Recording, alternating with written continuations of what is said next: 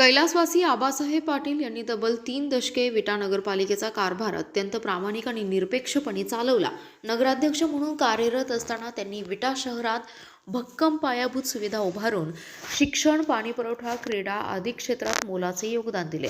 अशा दूरदृष्टी लाभलेल्या नेत्यांचा विकासाचा वारसा येणाऱ्या काळात नगराध्यक्ष आणि सर्व नगरसेवकांनी जपावा असे आवाहन आमदार सुहास बाबर यांनी केले। विटा नगर वाचनालयात कैलासवासी आबासाहेब पाटील यांच्या 70व्या पुण्यतिथीनिमित्त आयोजित अभिवादन कार्यक्रम तसेच नूतन नगराध्यक्ष आणि नगरसेवकांच्या सत्कार समारंभात ते बोलत होते। प्रास्ताविकात ॲडव्होकेट बाबासाहेब मुळीक यांनी कैलासवासी आबासाहेब पाटील यांचं कार्य उलगडून सांगताना ते विटा शहराचे भाग्यविधाता होते असं नमूद केलं। सन 1925 मध्ये सातारा जिल्हा लोकल बोर्डाचे ते सदस्य होते। या काळात सातारा शहरासाठी कास तलावातून राबवण्यात आलेल्या पाणीपुरवठा योजनेच्या धर्तीवर त्यांनी विटा शहरासाठी धनगर ओढ्यातून नैसर्गिक उताराने दगडी पाण्याच्या टाकीत पाणी आणून नळाद्वारे पाणीपुरवठा करण्याची महत्त्वाकांक्षी योजना यशस्वी केली। तसेच भैरवनाथ मंदिराचा जीर्णोद्धार, यात्रा समितीची स्थापना, पालखी शर्यत, नाथाष्टमी यांसारख्या परंपरांची सुरुवात केली आहे। विटा शहराच्या शैक्षणिक प्रगतीत महात्मा गांधी विद्या मंदिर, भैरवनाथ विद्यार्थी वसतिगृह तसेच औद्योगिक विकासात महत्त्वाची भूमिका बजावणाऱ्या इलेक्ट्रिक सप्लाय सोसायटीच्या स्थापनेत आणि विस्तारातही त्यांचं मोठं योगदान असल्याचे मुळीक यांनी सांगितले। ज्येष्ठ पत्रकार बंडोपंत राजोपाध्ये यांनी नगरपालिका निवडणुकीत अभूतपूर्व यश मिळवल्याबद्दल आमदार सुहास बाबर आणि विजयी उमेदवारांचं कौतुक केलंय। कैलासवासी आबासाहेब पाटील यांचे पंतू रणजित पाटील यांच्या पत्नी अपर्णा पाटील या निवडणुकीत विजयी झाल्याने तब्बल 50 वर्षांनंतर पाटील घराण्यातील सदस्याला नगरपालिकेत काम करण्याची संधी मिळाल्याबद्दल त्यांनी आनंद व्यक्त केला।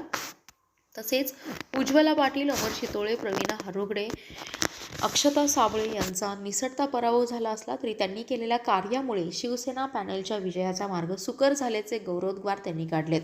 या कार्यक्रमात आमदार सुहास बाबर यांचा सत्कार सागर मुळीक आणि प्रियंका शिंदे यांनी तर नगराध्यक्षा काजल मेहत्रे यांचा सत्कार अमृता कुपाडे यांनी केलाय। सूर्यकांत पाटील यांनी मनोगत व्यक्त केलं। कार्यक्रमाचं संयोजन रणजित पाटील, प्रशांत पाटील, रोहन पाटील आणि अभिजित पाटील यांनी केलंय। आभार प्रदर्शन ॲडव्होकेट विक्रम विलास पाटील यांनी केलं। यावेळी विलास अण्णा पाटील, विजयाप्पा पाटील, सर्जेराव पाटील, अरविंद पाटील यांच्यासह वाचनालयाचे अध्यक्ष ॲडव्होकेट संदीप मुळीक, उपाध्यक्ष भीमसेन कुरकुटे, नगरसेवक, नगरसेविका, विविध पदाधिकारी, कार्यकर्ते आणि नागरिक मोठ्या संख्येने उपस्थित होते। Special report, power Marathi news. आता ते दोन्ही बाजूला तुम्ही कधी जर गेला तर त्याचा स्थापत्यशास्त्राच्या हिशेबाने जर अभ्यास केला तर पलीकडल्या बाजूला दगडी भिंत मोठी, इकडनं तर पूर्व बाजूला भिंत, मागल्या बाजूला भिंत, असं सगळं भरून उचलून घेऊन पुन्हा ते देऊळ सागवानाच्या ह्याचं सगळ्या नक्षीकामाचं देऊळ उभा करण्याचं त्यावेळी काम त्यांनी केलं। पालख्याची शर्यत त्यांनी सुरू केली। त्याचबरोबरीनं यात्रा जी भरत होती 1951-50 साली कायदा आला चॅरिटी कमिशनरचा, यात्रा कमिटीची नोंद केली। पुन्हा भेटूया अशाच आणखी एका खास बातमीसोबत। आपला जिल्हा, आपली पॉवर, पॉवर मराठी न्यूज, एकच नजर चौफेर खबर। मित्रांनो, व्हिडिओ आवडला असेल तर लाईक, शेअर, सबस्क्राईब करायला विसरू नका।